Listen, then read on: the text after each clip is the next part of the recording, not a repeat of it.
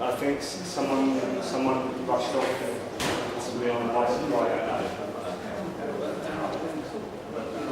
So I'll let him get straight on. Thank you very much.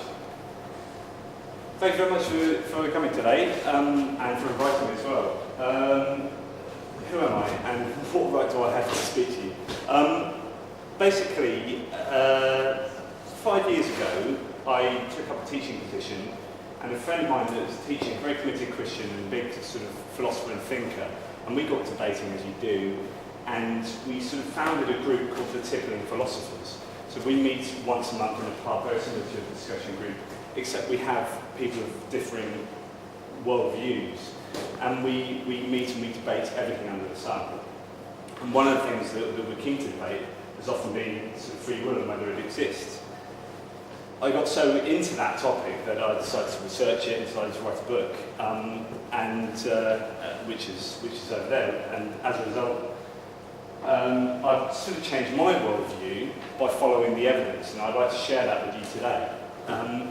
It's a massive subject, and it's been occupying people, thinkers' minds for thousands of years, and I will inevitably have to rush through certain things because you could sit and debate very minor points, and people do, for hours and hours and days and books on end. But I'll give you a rough overview of why I am a determinist and what it means and where you go from there. Just as a straw poll, it'd be interesting to see who believes in free will at the moment. Put your hand up.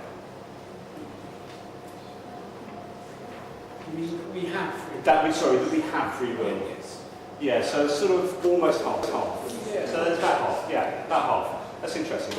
Okay, so three positions. There are three positions generally for whether you believe in free will or not. The libertarian believes not the political libertarian view. It's a belief that you have this sort of perfect version of free will. The determinist is the opposite, that everything is determined, and I'll talk about these positions. And the compatibilist believes a version of both of those two can exist, and they are compatible with each other. So, just start off with libertarian. Libertarian believes that they have ownership over their decisions, and this is the really key point, is that it's called the principle of alternate possibilities, that you could have done otherwise. So if you're talking about any kind of decision, whether it be to pick up your mug of tea and take a sip, put it back down, at the point of picking that up, you could have not picked it up. If you went back in time, you could have done otherwise. And that's what that principle sets out. So that's what the libertarian believes in very sort of basic terms. The determinist, on the other hand, says that everything adheres to laws, natural laws, the laws of physics, biology, chemistry, clockwork, in a sort of way. These laws are deterministic, so the laws of cause and effect. So if something happens, it has a cause. That cause is itself an effect of a previous cause, and so on and so on and so on, like a string of dominoes. Everything that happens has conditions, which means nothing else could have happened. So this is denying that principle we talked about just then, principle of alternate possibilities. So going back to that time of picking up your mug of tea, actually, if you rewind to that moment, you always would have picked up that mug of tea. So the determinist believes, denies that you couldn't have not picked up that cup of tea. So you were always going to pick up that cup of tea. Back some time ago, Pierre-Simon Laplace, a French sort of philosopher, had a sort of thought experiment that was later called Laplace's demon. He said that you can imagine this entity, that if it knew every variable in the universe, every little atom moving, knew every single law, could conceive of the whole of the universe as one big sort of mechanism playing out. It could predict the future, could predict, if that entity knew everything, could predict what would happen next. And this effectively sums up determinism, is that you could predict the future. I don't think you ever would be able to, but in theory, you could predict the future. if you knew all the inputs, all the variables. So that's what the determinist believes. The compatibilist believes that determinism exists and free will exists, which is a bit odd. Believe that they're compatible. However, since often determinism is defined as a lack of free will, so how can you have a lack of free will and free will being compatible? Well, you can't really. So as a result, compatibilists redefine free will. It's a bit so I see it as a bit cheating. So free will as we know it then does not exist. So therefore, a compatibilist really determines. Free will is often seen, people like David Hume, famous philosopher from the Enlightenment period, Scottish philosopher, people like him saw free will as existing when an agent was not coerced. So if you had someone in prison and you were forcing them to do it, they obviously don't have free will. So a very sort of simplified version of free will. But then when they were able to make decisions, they had free will. But actually, really, Hume was a determinist. So a lot of people, a lot of philosophers that you might think believe in free will, really, when you delve very deeply into it, don't. And such philosophers like Daniel Dennett, for example. Did someone have one of Daniel Dennett's book? I saw that, yeah. Is that Freedom Evolves? Yeah. So he's a compatibilist. He's a very famous philosopher. But he believes that they both exist. But really, he's often criticised for actually, he's not really a compatibilist because he really is a determinist, in effect. So it becomes a game of defining different terms. Let's look at statistics. Phil Paper's survey was the biggest ever survey of philosophers in the world that's ever taken place, 2009. And if you ever need to find out what philosophers think, and you're on the internet, just put in Phil Paper's survey results, and it's fascinating. All these questions, and you think, if you would like to know what most philosophers, you can never argue from what most people think. Argumentum ad popularum, it's called.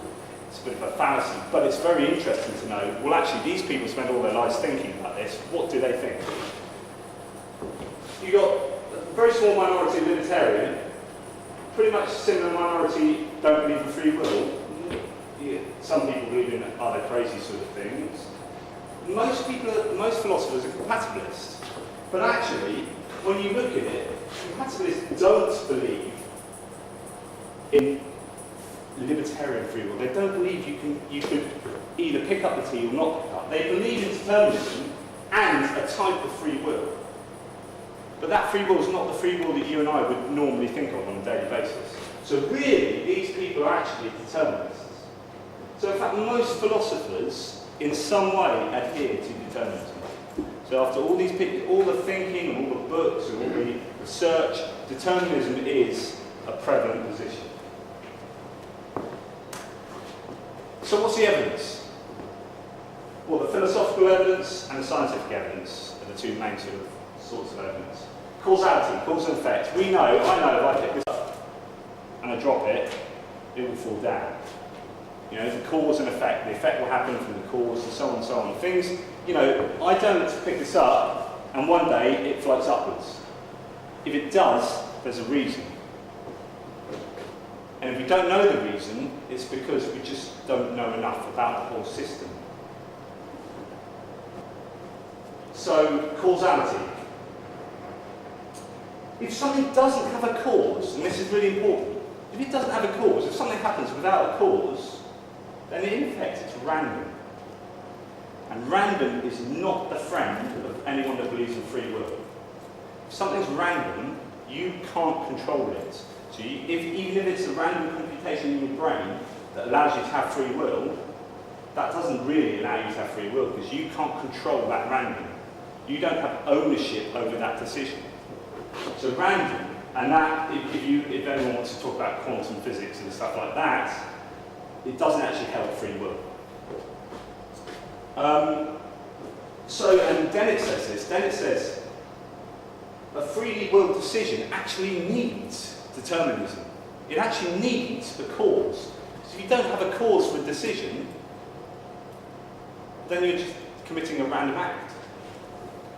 So then we look at, well, causes and reasons are themselves determined. So we're back to this notion of determinism. So when you're thinking of why should I pick up that cup of tea, all those reasons are what make you who you are. All that learning, all your life, up to that very point that you now no longer have control over. The point of picking that up, you decide to pick it up because you are who you are. And that is outside of your control at that point. You decide to do that because of what we'll come on to in a minute called the causal circumstance. So, let's take for us to have free will. A lot of people want to have free will because it makes life easier. Our society relies on free will. Judgment relies on free will. That doesn't mean we should definitely believe it, because that's called an argument from desire. Just because you want something to be true should not make it be true. So I would like free will to exist. I don't believe in free will, but it would make life so much easier, and society would exist as it does now, under the impression that we have free will, except there really would be free will. So we have to be the originator of a causal chain. If you think of this chain of dominoes, I pick up a tea because of this, and I do that because of this, and I do that because of this. At some point, you as a human have to stop that chain. And by stopping that chain, you are being the originator of that causal chain, which means that decision comes from you. And you can't give a further reason back. It's like an infinite regress. Determinists believe that you can keep doing that until you get to the Big Bang, or whatever version of creation you have. So in effect, when you say, why did that happen? Well, you could say, why did this piece of paper drop on the table? Well, because I picked it up. Why did you pick it up? Because I did this. Why did you do that? Because I did this. Why did you do blah, blah, blah, blah, blah? The Big Bang. And that's really what determinism is all about. So that's a massive long causal chain. So, the libertarian free will has to have an originator to this causal chain, but that's very hard to actually give any evidence for that. So libertarian free will is very difficult to argue for. And there's not a lot of evidence, well, there's no evidence really, and there's no mechanism. Lots of people believe it because they want to believe it, but you say, well, give me a mechanism how you can freely decide to do something and not something else. And actually, it's very difficult to find that mechanism. So if you have a decision, you decide to go on holiday, and you choose to go by train or by aeroplane.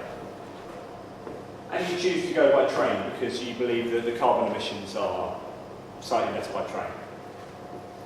That decision had a reason, and so therefore, but you feel like you freely made that decision. But the fact is that you're interested in the environment. Why are you interested in the environment? Because of certain experiences you've had, education, blah, blah, blah. So at the point of making that decision, all this has happened in your life up to that moment. And that decision really is a result of all of that and who you are genetically and environmentally. This is called your causal circumstance, and this is really important for anything to do with free will. Your causal circumstance, when you make a decision to go on holiday, your causal circumstance is who you are genetically, biologically. Everything around you, every molecule hitting your face, air molecules, what you can see, what you've learnt up to that moment, the entirety of your existence, in fact the entire universe, at that moment is your causal circumstance.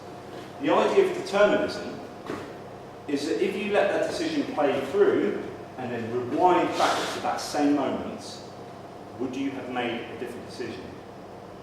Well, with everything remaining the same, every molecule in the universe, your entire learning up to that point, one would assume not.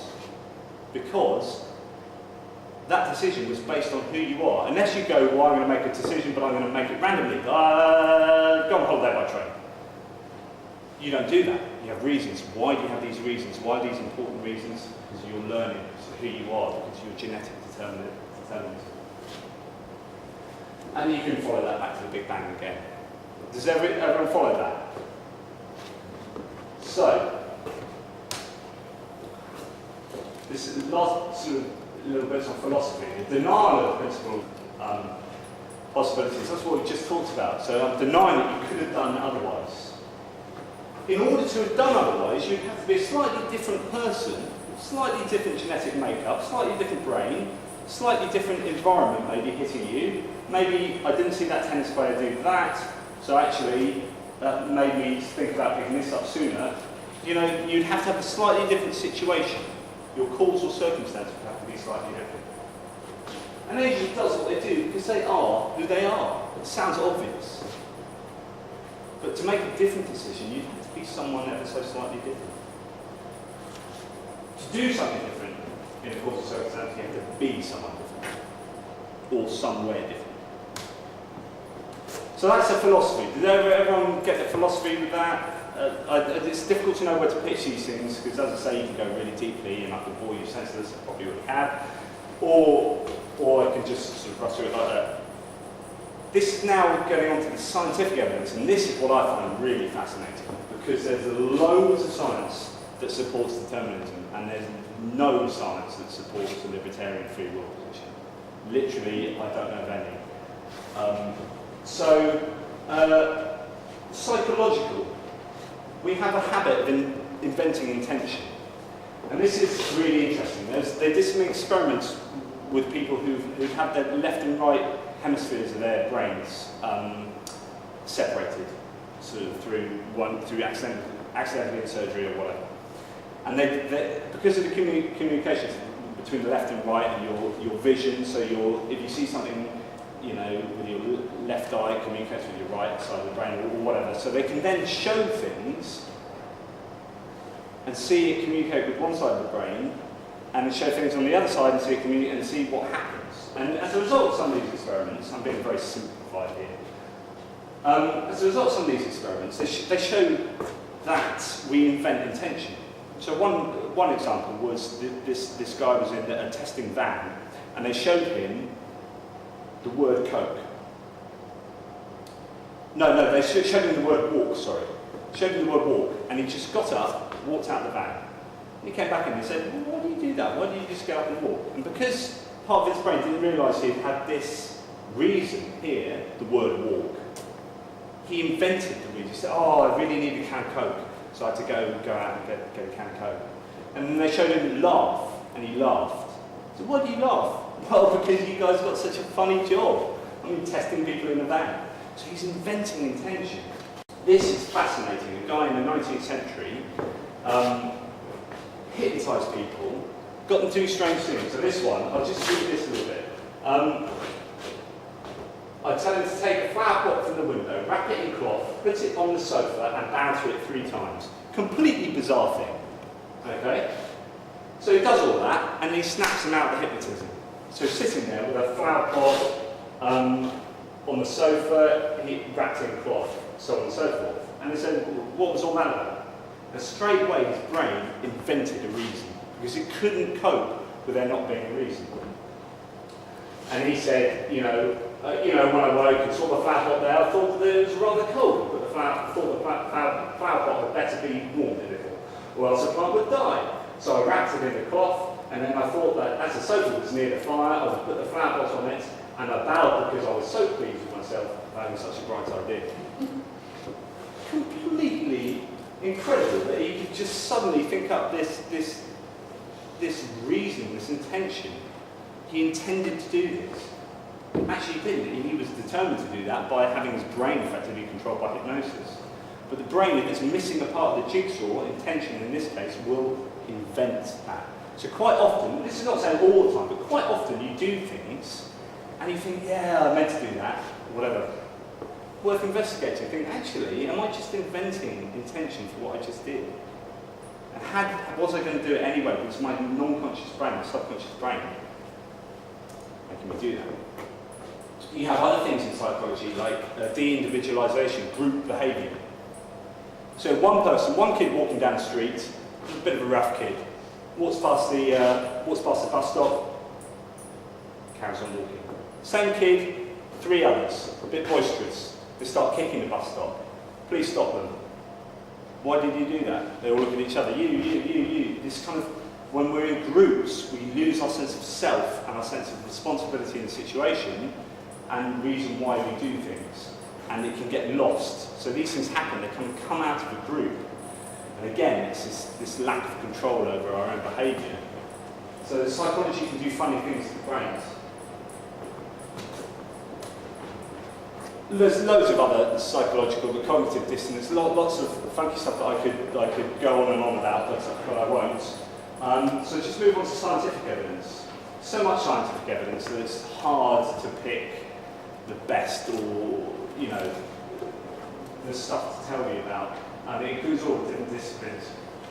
Very famous is this chap, Benjamin Libet, who a lot of you might have heard about. And the experiment has been replicated and actually improved. And it's where they got some people and they got them to press a button, but they could see when they press a button by when they were looking at an oscilloscope, and they were looking at their fMRI scans, which are brain scans, and they could see basically, in a simple way, they could see when the brain activated to decide to press a button, and when the person thought that they were going to press a button. Do you see what I mean? It's a bit complicated. And what they worked out is that the brain activates just before the conscious mind activates to decide to press a button. So anywhere up to a second before, in different experiments, they've worked out that your non-conscious brain has actually decided to press it, and your conscious brain goes, oh, I think I'll press that. But of course, it's just reacting to what your non-conscious brain has already done. The invention of intention again. And that's very famous. Some people say, well, actually, that doesn't really apply to deciding where you're going to go on holiday.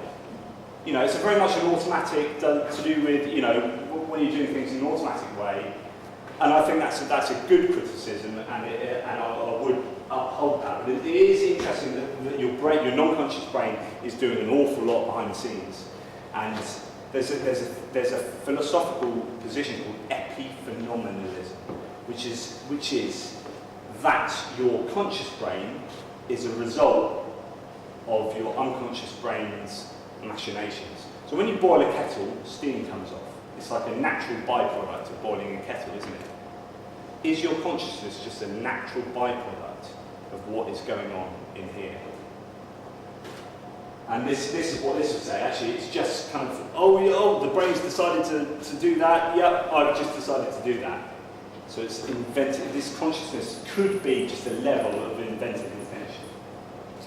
Loads of other stuff. Walter Mischel, this is actually, it should be in the psychological section. Walter Mischel, really interesting, delayed gratification. He got a bunch of 3-year-olds back some decades ago, and you've probably seen this, it's been replicated on television a few times. He sat them in front of cookies or marshmallows. He said, you got a cookie there, I'm going to go out of the room, and in 20 minutes time, I'm going to come back, and if that cookie's still there, you'll have 2 cookies. If it's not, you won't get any more. So I don't think he told them how long he was going to be out. So he walked out the room, and he had all this cohort of children. And some children were just like, straight away. No thought about it really. Other children used delayed gratification techniques, so they'd distract themselves. Other children used other techniques. And you got this range of reactions to this situation.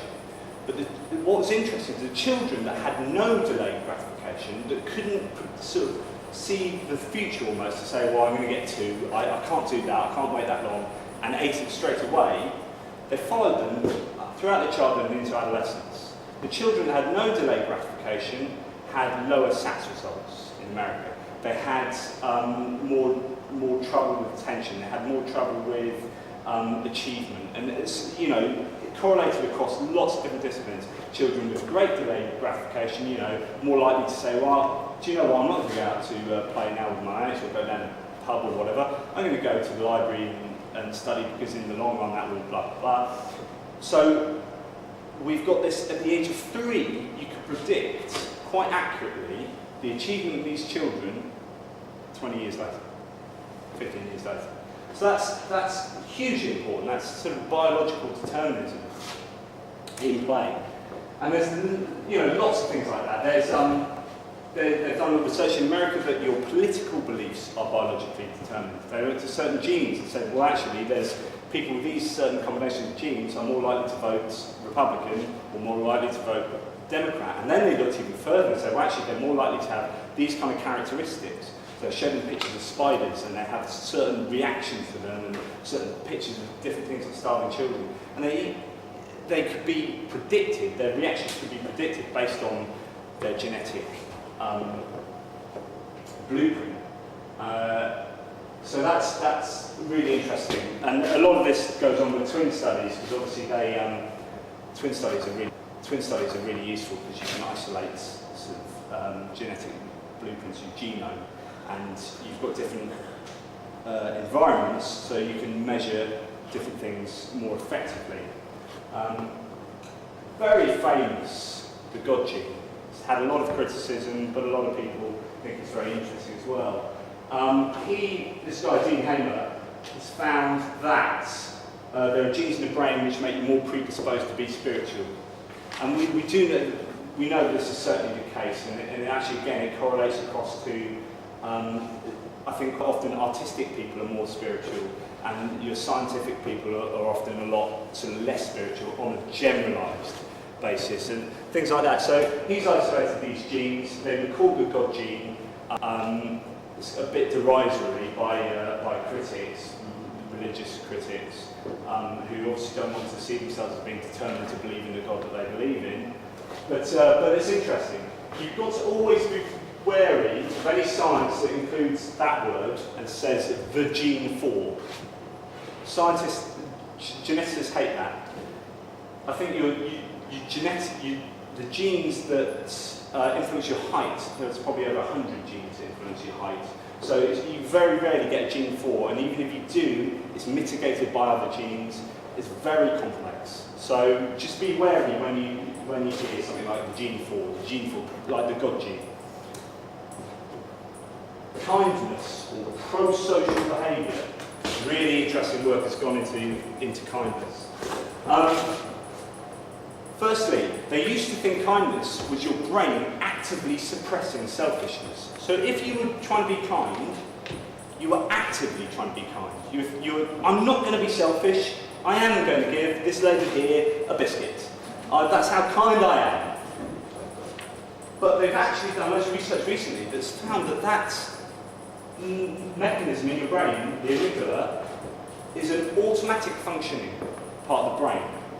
And that's a bit that does the stuff to do with deciding whether to be pro-social or not, and it's automatic.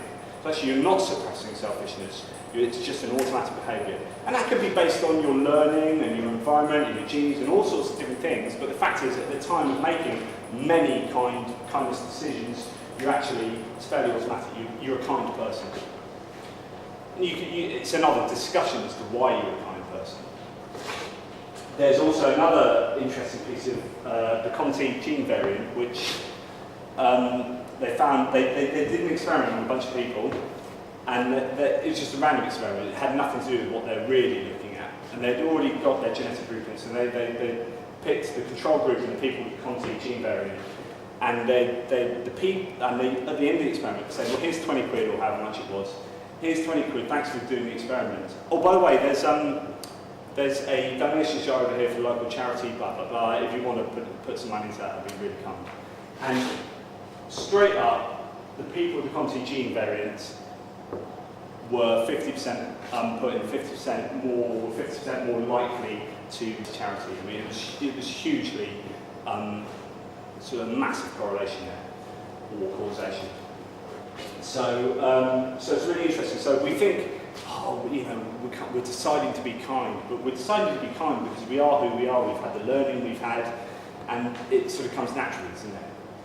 You don't suddenly, I'm normally kind today, I'm deciding to be horrible. You just don't do that. You are who you are. So another lady said, well, actually that last load of experiments is pretty much confirmed what I've been doing. Pro-social kind people are intrinsically motivated to cooperate. So that's really interesting. Cooperation, very much intrinsic in us. This could still be learned, as I said before, but at the time of making the decision, it's fairly automatic. Criminal behaviour. Again, getting a bunch of 3-year-olds and doing tests on them. Great. But they looked at fear conditioning in toddlers. And this was in Mauritius, actually. And they got a bunch of 3-year-olds, and they found out how they cope with fear and what reaction they had to fear. You know, they sweated, whether they did X, Y, Z. And they found out that people that didn't feel fear, if you like. They followed this cohort for 20 years. And I think they looked at them when they were 23. And the crime statistics were incredible. For the children that showed no sign of fear at the age of 3 were the children that were committing crimes later. And one would presume, because they had no fear of the consequences of getting caught, and so on and so forth. You know, you can talk about why that's the case. So poor fear condition early in life implicates amygdala, ventral prefrontal cortex, the scientific blah blah blah, and lack of fear of socialising punishments in children who grow up to become criminals. These findings are consistent with a neurodevelopmental contribution to crime causation. So that's lots of geek speak for the fact that a lot of our behaviour seems to be determined genetically or environmentally. You're learning, and then how you learn is in turn possibly genetically determined. So it all comes back. But did anybody has something saw the BBC Horizon, Are You Good or Evil? About the warrior gene. Oh, superb. It was on about 6 months ago, maybe. If any of you are good on the internet, you can look it up and maybe sort of download it somewhere. It is fascinating. This guy had looked at, a geneticist had looked at the genes of these psychopathic killers in prison, on death row. You know, proper horrible murderers. And he'd isolated a particular gene, which was called the warrior gene. And they said, this gene has something to do with psychopathy. It's prevalent in all these people, and you know, lots of other sort of research and results. We're fairly sure this is an important one, but it can be mitigated, blah blah blah.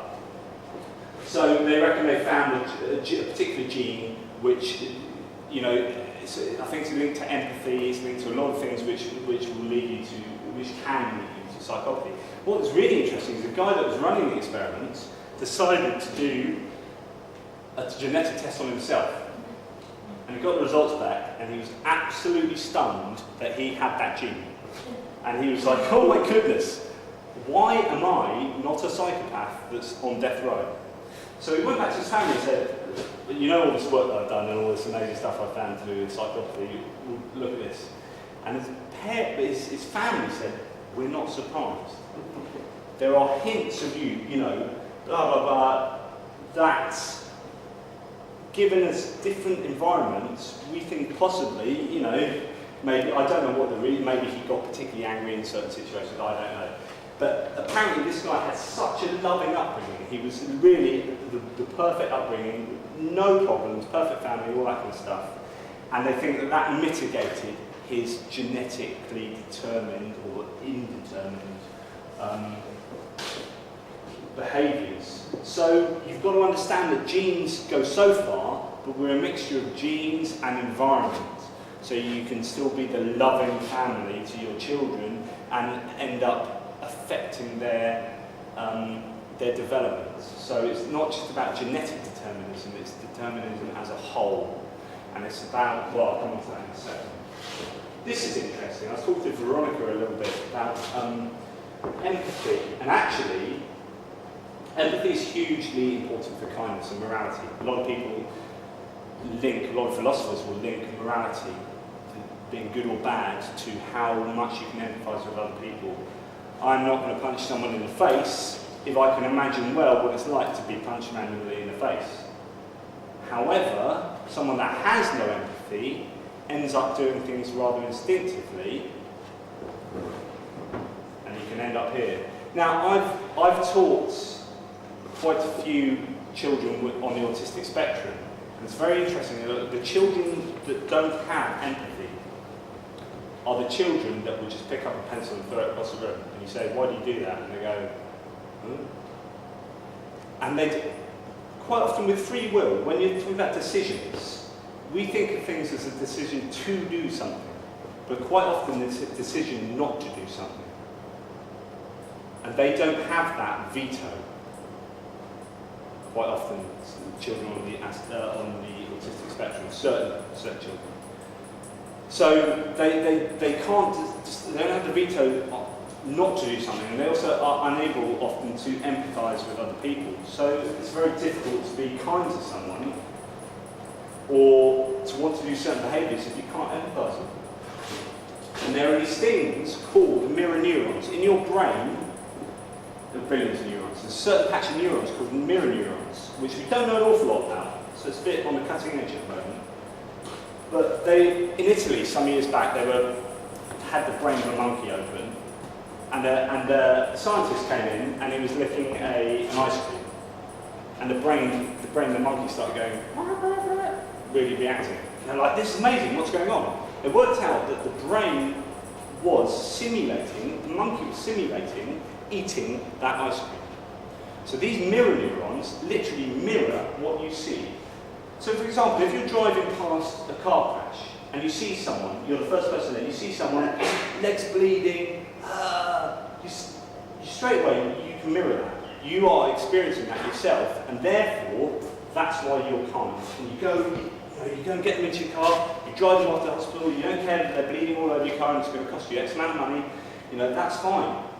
However, if you get a leaflet through your door saying, children in Africa are dying, give us 200 quid, the same amount that it costs to clean your car, you're less likely to go, okay, you're probably likely to go jump now, jump now, jump now. Why is that? Because the empathy is not so strong. Just a piece of paper amongst many, you've seen it lots of times before, so on and so forth. So empathy is hugely important and is often triggered, so they think, by mirror neurons. And again, children on the autistic spectrum are thought, it's not definite, but are thought to have dysfunctional mirror neurons. So the reason why they are not empathic is that possibly their mirror neurons don't function. So the kindness, the empathy, all these things can be linked to the brain. And so just sort of wrapping up the general talk, crime and responsibility. So what happens if you're saying, well, people are determined to do what they're going to do? What happens to criminals? Well, what do? Do you punish people? How does it all work? Actually, determinism is creeping into our justice system and the American justice system and all around the world, actually. You'll find that already we mitigate people's sentences based on mitigating factors, don't we? We say, oh, they're like this, or they're like this, or they've got an environment that's like this, or they're predisposed to do that because they've got this disposition, or they've got this issue, and so therefore we lessen their sentence quite often. So already we have a kind of determinism in our justice system. It's very interesting. This guy, Abdel Malik Bayou, was sentenced to 9 years, and then they appealed and he got it reduced by several years because they found he had a gene variant in his brain, or 5 gene variants I think, that made him predisposed to be violent. So they actually said, basically, in simple terms, he couldn't help it. And they reduced his sentence. So that's huge. That's hugely important. Our world of justice and crime and responsibility can be thrown up in the air here. We're really going to have to think about, if determinism is true, where do we take it? What do we do with it? How do we treat criminals? And this is interesting. The Council on Bioethics concluded that the use of genetic information to help determine custodial sentences, along with other information, should not be ruled out. And in fact, I think there's been well over 200 cases of genetic determinism coming into the cases in America. Should we give praise to people who win the natural lottery? What this is, when I say this, Ian Thorpe. Have you heard of Ian Thorpe, the swimmer? He's an Australian Olympic swimmer. He's won medals in the last, I think, 3 Olympics. He's got size 16 feet or something. The guy is a good swimmer. He's a great swimmer and he's tried really hard. He's won lots of medals. But the fact is, He's going to be a good swimmer because he's got massive paddles on the end of his legs. Should we give him praise for that? There's a philosopher, John Rawls, that talks about the natural lottery. People that are really intelligent, people that are genius mathematicians, should we praise them for being genius mathematicians? They're just fulfilling who they are. This is really interesting. Do we praise and give merit to people that are just being who they are? Do we do the opposite, not give praise and do we blame people for just being who they are? How does that work in our crime systems? Because at the end of the day, they're reacting to their causal circumstance.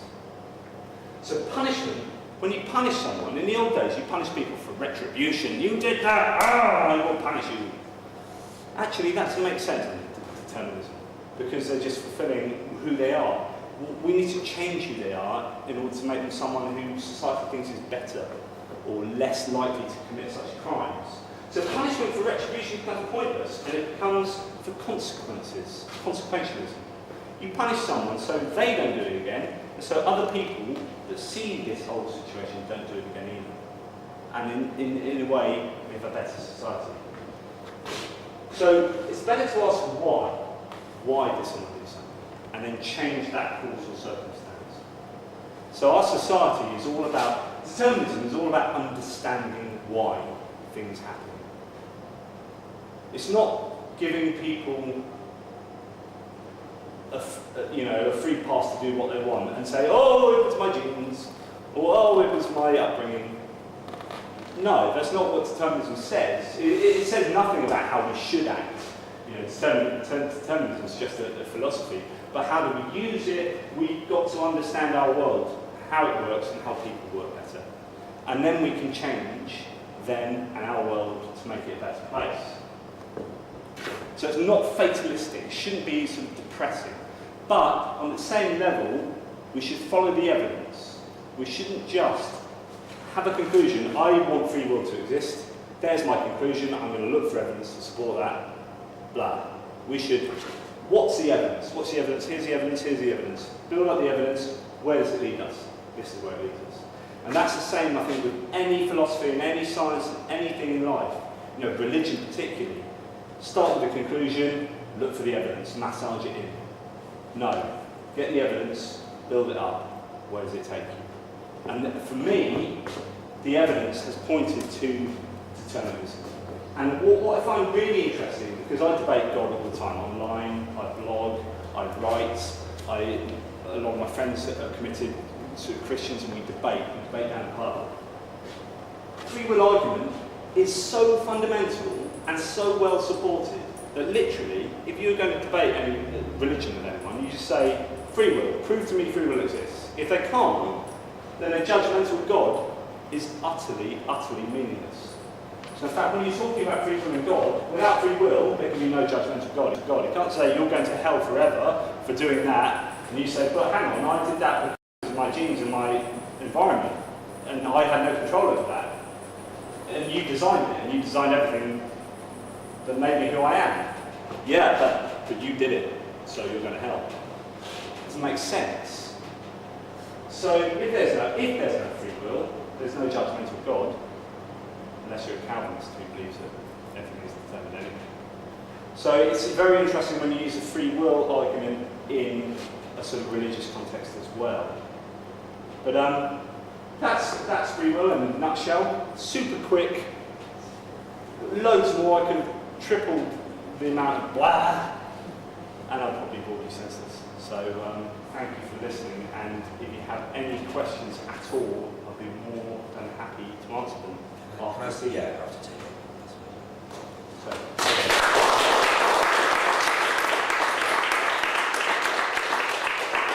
I apologise, I've never done a talk before, so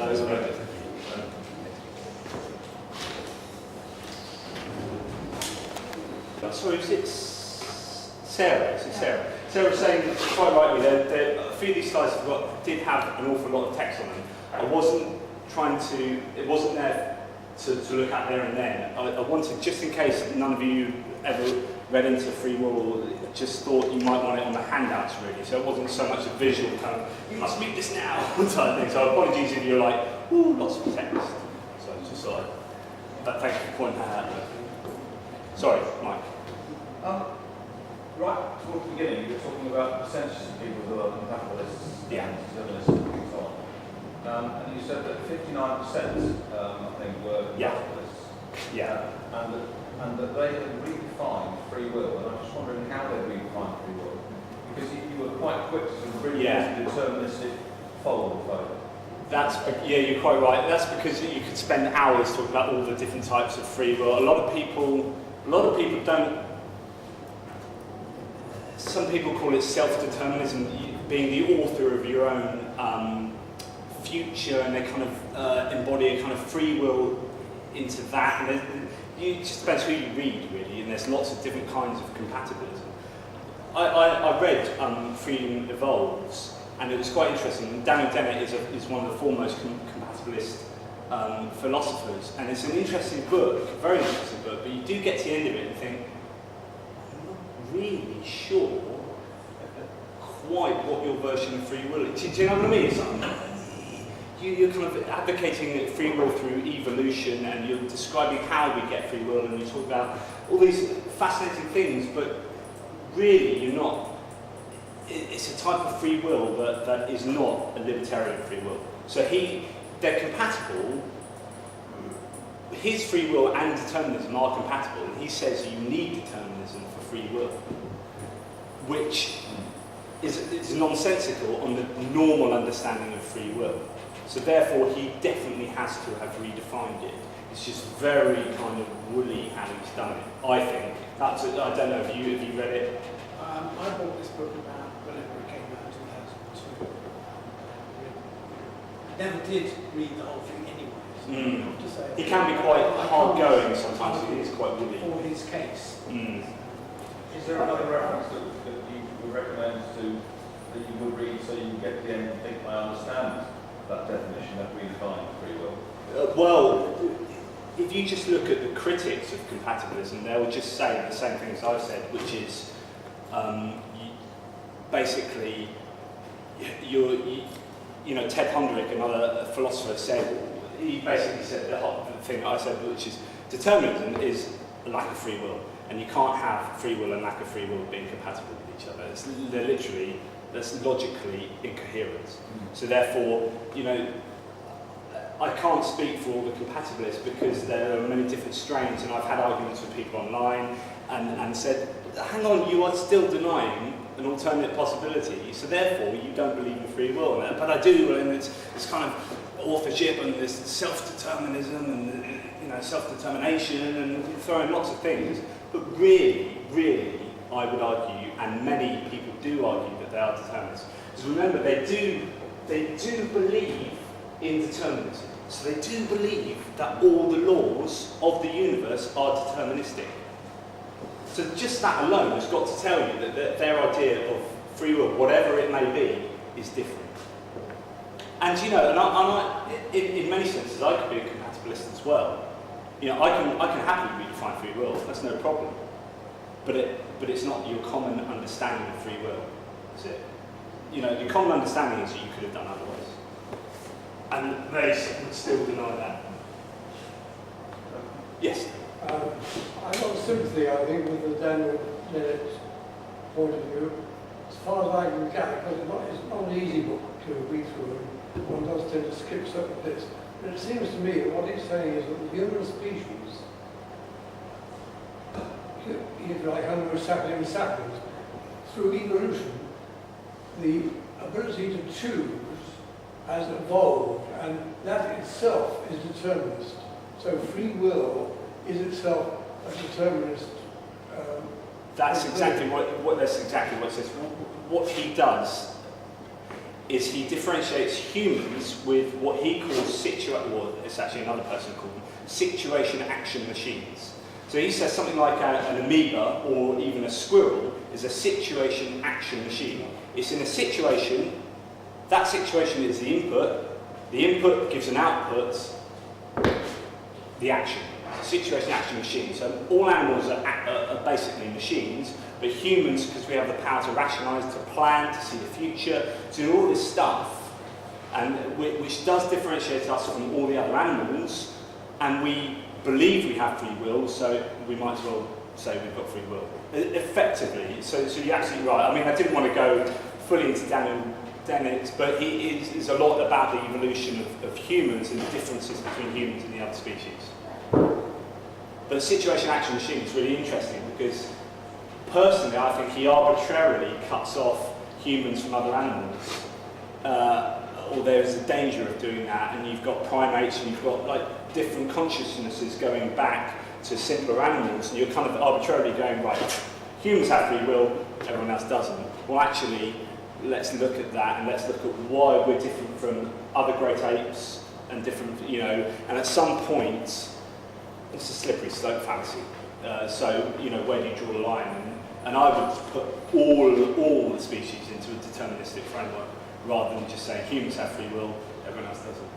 Does that make sense?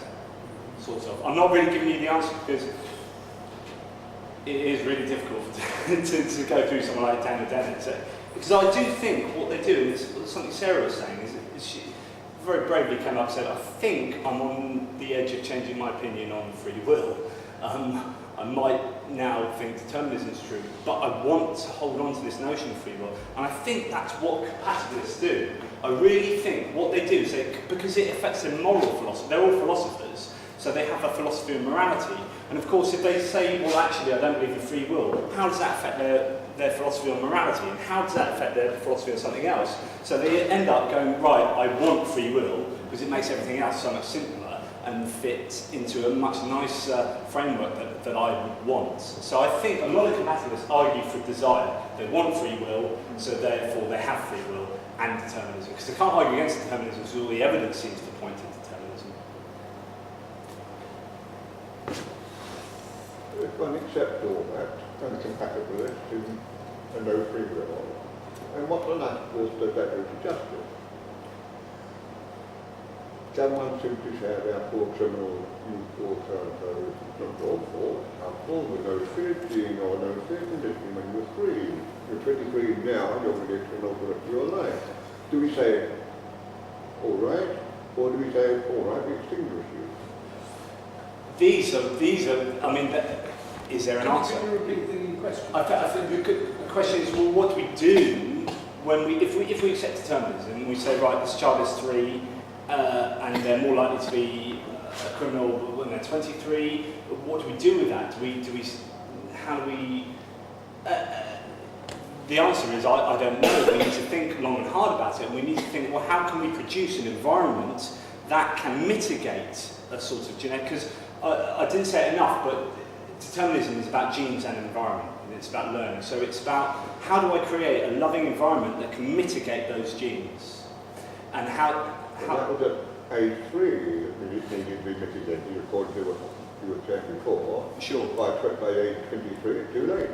Well, by age 23, it's a lot more difficult because a lot of things are you've learned behaviours are very difficult to change. Absolutely, and you've just got to. There may not be an easy answer. You know, you've got people that by that age might be very difficult to change those sort of negative behaviours. I know it's really interesting. I was speaking with my partner Helen about this case, about this murderer, and I said, I was in the kitchen, I said, do you know what, this guy is predisposed to murder and he's been given a prison sentence. I think it's right that his prison sentence was lessened because of his mitigating biological situation. Helen said the complete opposite. She said, fine, take that, but because he's more predisposed to do that, actually he should be in prison for longer because he's more likely to be a danger to society. And I thought, that's a fascinating debate just to have there. Just Helen and I were two totally separate opinions, but both really valid and worth debating. I follow that through. Why are blacks more predisposed then? Again, you're talking. See, then it gets you're talking about change. So then you're talking about the environment. So how do we change the environment to improve a better society? If black people are, and this is really important. It's not a causation; it's a correlation. So, and in science, that's so important. You shouldn't say look, there's this and there's this, and they're both in these people, so therefore that causes that. No, it could be a third thing that causes both of those things. You know, so if you're saying, well, for example, black people in this particular area are far more predisposed to be criminals, they're not being criminals because they're black. They're being criminals because of poverty, education, blah, blah, blah, you know, because otherwise you'd see all black people are criminals. Well, they're not. So therefore, what's the difference between these black people and these black people? Or these people, you know, you can give any kind of subcategory of people. So you've got to be very aware of correlation and causation, because they're not the same thing. So it's